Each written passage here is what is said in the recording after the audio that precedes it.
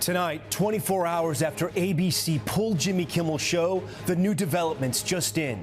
The dramatic move taking the comedian and host off the air.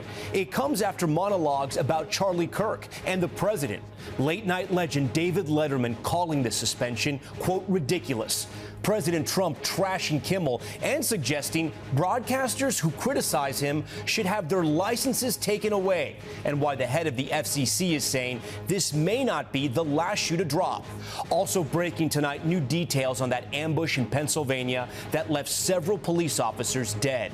The man who killed them accused of stalking an ex-girlfriend while wearing camouflage, armed with an AR-15 style rifle. What happens when you see a nurse but get charged for a doctor visit? Our deep dive into the billing issues that could be driving up insurance premiums for everyone. As concert ticket prices soar, the new lawsuit accusing Ticketmaster of turning a blind eye to those reselling bots. The curtain call for one of Major League Baseball's pitching greats. And why buy when you can borrow? From sewing machines to golf clubs, we take you inside the bizarre library that lets you check out so much more than books. Nightly News starts right now. This is NBC Nightly News with Tom Yamas. And good evening. It was an announcement that sent shockwaves across politics and media. ABC indefinitely pulling Jimmy Kimmel off the air. The longtime late-night host suspended after comments he made in the wake of the death of Charlie Kirk. President Trump praising the move and suggesting broadcasters who regularly criticize him should have their licenses pulled. Trump-appointed FCC Chairman Brendan Carr today said the country's media landscape is shifting and that, quote, we're not done yet with seeing the consequences of that.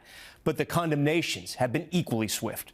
Former President Obama blasting the move, saying the Trump administration has taken cancel culture to a new and dangerous level. And across Hollywood, an outpouring of support for Kimmel from actors and comedians. Kimmel has long been a staple of late-night TV, but after more than 20 years on the air, tonight his future is uncertain. Liz Croyd starts us off from outside Kimmel's L.A. studio. Tonight, protests outside Disney headquarters as fallout grows from the company's abrupt decision to indefinitely pull Jimmy Kimmel's late-night show off the air. Condemnation swift from Democrats in Washington to Hollywood heavyweights. You can't go around firing somebody because you're fearful or trying to suck up to an authoritarian criminal administration in the Oval Office. That's just not how this works. But President Trump and many of his supporters praising the decision by ABC and its parent company Disney. Jimmy Kimmel is not a talented person. He had very bad ratings, and they should have fired him a long time ago. So, you can call that free speech or not. He was fired for lack of talent. The president later suggesting broadcast licenses could be taken away by the FCC. This all began Monday after Kimmel said this during his opening monologue.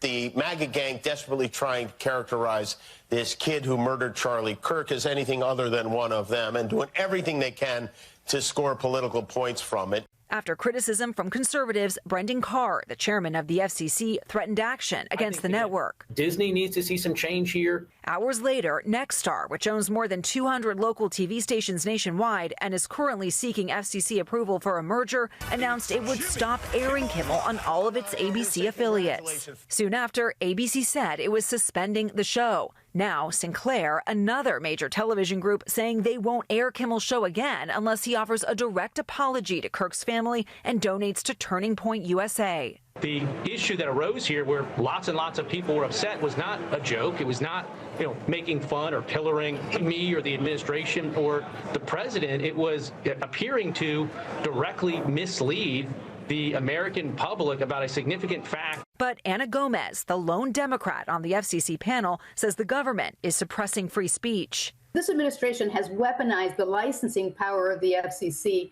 in order to pressure broadcasters. They want only to have coverage in the way that they want to have it. And this is a clear violation of the First Amendment. The move by ABC comes 2 months after CBS announced it's canceling The Late Show with Stephen Colbert, another Trump critic, and amid multiple lawsuits President Trump has filed against news organizations. In a statement, former President Obama slamming the White House, writing, after years of complaining about cancel culture, the current administration has taken it to a new and dangerous level by routinely threatening regulatory action against media companies unless they muzzle or fire reporters and commentators it doesn't like. Liz joins us now outside Jimmy Kimmel's studio. And Liz, I guess the big question tonight is, have we heard from Kimmel yet himself? Tom, no, Kimmel has not yet commented publicly, but his friend, Nevada Senator Jackie Rosen, says she did speak to him and that he said he's worried about his staff right now and also his ability to continue doing his political commentary. ABC has also remained silent today. They have not yet said if or when the show will be back on the air. Tom? Okay, Liz Kreutz leading us off tonight. Liz, we thank you. Also, following the assassination of Charlie Kirk, his widow, Erica, has now just been named as his successor as CEO of Turning Point USA. The organization saying Charlie Kirk had wanted his wife to take over if he died. Meanwhile, President Trump and Vice President Vance are planning to attend Kirk's memorial service Sunday. Federal officials now categorizing that event at the second highest level for federal security. Okay, now to new details in that deadly shooting we told you about last night that left police officers dead in Pennsylvania. Officials say the suspected stalker, quote, ambushed them. Aaron McLaughlin reports that attack shaking the rural community where it happened. Tonight, authorities identified the suspect, 24-year-old Matthew James Ruth, as the man who opened fire, killing 3 police officers and critically injuring 2 before being shot dead. Tonight, the officers killed have been named: Sergeant Cody Becker, Detective Mark Baker, and Detective Isaiah Emenheiser. Each of these men represented the very best of policing. The district attorney says the ambush lasted 2 minutes. The officers had been searching for the suspect inside the Pennsylvania home of his ex-girlfriend and her family, who had already left the scene for their safety. Detective Emenheiser discovered that the door was unlocked. Immediately opening the door, the actor repeatedly fired at the officers with multiple rounds from an AR-15 styled rifle. All 4 detectives went down. The firefight continued outside, where police say Ruth shot a deputy sheriff. An eyewitness says he saw police searching that barn. All of a sudden, he heard shots fired. You can see there the blood-soaked pavement. Fire officials have just arrived to clean it up. Authorities say police had been searching for Ruth. According to court documents, Ruth's ex-girlfriend and her mom called police the night before, saying she saw Ruth in the driveway, armed with an AR-15 style rifle slung across his chest and dressed in camouflage, looking into her window with binoculars, adding she suspected him of setting her pickup truck on fire the month before. The horrific attack in a quiet farming community. It's terrible, and what are you going to do? Never go out. You can't do that. As the community struggles to make sense of yet another senseless act of gun violence. Aaron McLaughlin, NBC News, York County, Pennsylvania. Okay, we head to Florida now, where a man has died while riding a popular roller coaster there. The medical examiner now releasing its report on what just happened. George Solis joins us tonight. And George, what did it say? Yeah, Tom, tonight the medical examiner's office identifying the guest as Kevin Rodriguez Zavala, saying he was riding the Stardust Racers roller coaster at Universal Epic Universe. Now, the cause of his death was multiple blunt impact injuries, ruling it an accident. The Orange County Sheriff's Office says off-duty deputies responded last night when, quote, a man in his 30s was found unresponsive after riding a roller coaster, and they transported him to the hospital. Now, in a statement, Universal, which is part of our parent company, NBC Universal, writing, quote, we are devastated by this tragic event and extend our sincere sympathy to the guests' loved ones. We are fully cooperating with the ongoing investigation. They say the roller coaster remains closed tonight. Tom? Okay, George. We are tracking a new weather threat tonight out west. Flash floods washing out Ruidoso, New Mexico once again. Look at that. Bill Cairns joins us tonight live. And Bill, the threat is not over yet for parts of the West Coast? Yeah, this is the remnants of a tropical system. And in the desert areas and the mountains of the Southwest, this is always bad news. And we're continuing to watch areas that don't typically have a lot of water in them having issues, especially the burn scar areas like Ruidoso. So numerous flash flood warnings continue. We've had a lot of heavy rain around Big Bear Lake, the mountains outside of Los Angeles. We had a flash flood warning there. Numerous flash flood warnings on the Arizona-California border, one in areas of central Arizona. The heavy rain threat will continue through the rest of this afternoon, and then the rain will be moving out and heading to the north. Tomorrow will be a much drier, much better better day. As far as Ruidoso goes, anytime it rains heavy, there was a big fire there, Tom. They're always going to have flash flooding until it grows back. Yeah, so dangerous to that community. All right, Bill. Now to President Trump's historic visit to the UK. The president touting new deals for massive investments in the U.S., but also revealing what he calls one of the few disagreements he has with America's key ally. Here's Gabe Gutierrez. Tonight, President Trump heading back to Washington following a historic second state visit to the UK. After a royal farewell, First Lady Melania Trump touring a library with the Queen and joining the Princess of Wales, visiting young scouts, while the president met with British Prime Minister Keir Starmer, signing a multi-billion-dollar tech deal. The deals and investment that you're announcing today break all records. But then thornier issues emerged. The UK plans to recognize a Palestinian state next week. I have a disagreement with the Prime Minister on that score. Okay? One of our few disagreements, actually. President Trump has said that would reward Hamas. Well, simply, I want the hostages released now, right now, not 1, 2, we'll give you 3 more tomorrow. We have to remember October 7th, one of the worst, most violent days in the history of the world. As for the war in Ukraine, Starmer urging Trump to crack down more on Vladimir Putin. We have to put extra pressure on Putin. He has let me down. I mean, he's killing many people. While the president is urging European countries to stop buying Russian oil. If the price of oil comes down, Putin's going to drop out. He's going to have no choice. He's going to drop out of that war. And tonight, the White House says Marine One made an unscheduled landing due to a hydraulic issue, but the president and First Lady safely boarded another helicopter. Tom? All right, Gabe, we thank you for that. We're back in 60 seconds with our series, The Cost of Denial. Why this doctor says the company he used to work for has been overcharging patients for years. Stay with us. Tonight in our series, The Cost of Denial, a different look at how the healthcare system can affect insurance premiums for everyone. A doctor is sounding the alarm, saying part of the very healthcare network where he once worked is committing fraud through its billing practices. Here's Jesse Kirsch. I think healthcare is unaffordable. At some point, somebody has to look at this and say, these prices are out of control. When Dr. Kenneth Consker started digging into his former company's billing practices, I was shocked. The South Florida OBGYN says while he was working at Florida Woman Care, or FWC, the company overcharged patients, including new mothers. That is absolutely fraudulent.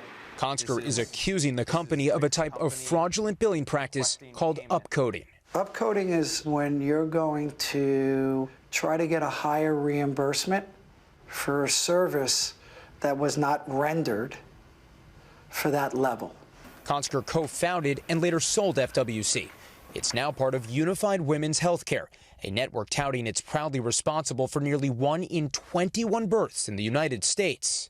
Over the years, Consker says he grew frustrated with how the business was being run, particularly over payroll and compliance issues. And last year, he was terminated without cause. I think at some point when you are so loud, you become an annoyance of management. Before he left, Consker says he discovered dozens of upcoding cases. That's a hospital document. And saved the records. The internal medical team's note says that this patient had delivery provided by a certified nurse midwife. But the patient was billed as if she had been seen by a doctor. That's more expensive. NBC News reviewed 27 cases provided by Consker. All 27 show similar discrepancies, suggesting there's been upcoding. The cases involve both Medicaid and private insurance. Consker says billing patients this way drives up insurance premiums, and that makes healthcare more expensive for everyone. One thing I would hope is we start looking at the healthcare system and realize how broken it is. Consker says he found over 150 patients had visits upcoded at Florida Woman Care, and he estimates the company received tens of millions of dollars it did not earn. This is money that's owed back to patients. Consker shared his findings with the company, with insurance providers, and with regulators, including the Florida Attorney General. And after NBC News reached out, the Florida AG's office said there is an active investigation into Florida Woman Care by one of its fraud teams. In a statement, FWC tells NBC News it has not found any evidence backing up Consker's allegations. The healthcare company saying, in part, it maintains rigorous compliance programs, including regular independent audits and mandatory provider and staff compliance training. Now, Consker and FWC are each pursuing legal action against the other. Why should people trust what you say instead of just looking at you as a former employee with an axe to grind? I don't have an axe to grind. I believe that this is a much broader problem than just from the group that I came from. And he says it's part of a broken system that needs to change. Tom, in 2018, the DOJ investigated this company for improper billing, and FWC paid the U.S. government $1.7 million, but there was no determination of liability. All right, Jesse Kirsch with our cost of denial tonight. Jesse, we thank you. When we return, the government suing Ticketmaster and its parent company. Why it's accusing them of illegal tactics when it comes to reselling tickets.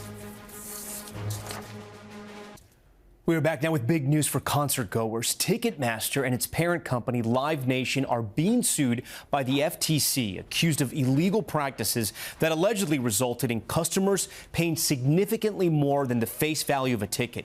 Scrutiny of the companies grew after sales for Taylor Swift's Eras tour crashed its site. A Live Nation spokesperson did not immediately respond to our request for comment. Also tonight, take a look at this. Hundreds of thousands of protesters taking to the streets of France. Some dramatic clashes playing out as well in the streets. In some cases, police deploying tear gas. It comes as the new prime minister tries to pass a budget that would lower the national debt and cut some public services. And big news in baseball. Clayton Kershaw will retire after spending 18 seasons with the Dodgers. He's set to make his final regular season start tomorrow night. He has 2 World Series titles, and Dodgers owner Mark Walter called Kershaw's career, quote, legendary. When we come back, we take you to the place where you can get a putting green, a stand mixer, even a ukulele, all with a library card. We'll explain next.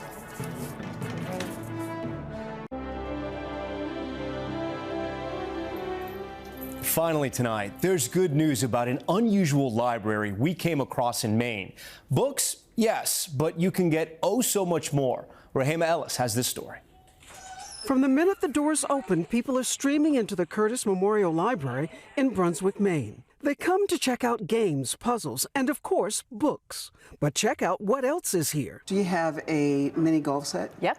Mini dehydrator? Mm-hmm. How about a wood chipper? Yes. Librarian Hazel Onsrud is the mastermind behind what's called the Library of Things. More than 1,500 items, mostly donated, some worth hundreds of dollars. For locals, all you need is a library card to check them out for free. Being in Maine, that includes this giant lobster pot, plus a ukulele, a boom box, a sewing machine, an apple picker, tagine, and a KitchenAid mixer could save you several $100s. We started it to meet community needs. Needs for things that people use once in a while. She says it's also about cutting down on waste. What's the quirkiest thing that you have in the Library of Things? I like our nut wizards. That's this thing that lets you pick up acorns scattered in your yard. Claire Schreiber is a regular, often checking out the yogurt making machine or backyard games for parties. Why? Growing up, I had a huge family. I moved away, and now I can't go to Uncle Jim's house to go grab a pressure washer. So the library has it, and I don't need to go buy my own. Over the past year, folks have checked out more than 3,700 items. We realized, wow, folks need access to these items. And it ends up you can't really rent an acorn cracker, and you can't really rent a mushroom inoculation kit. So guess what? We lend them. And a whole lot more. Rahema Ellis, NBC News, Brunswick, Maine. That's Nightly News for this Thursday. I'm Tom Llamas. Thanks so much for watching. Tonight and always, we're here for you. Good night.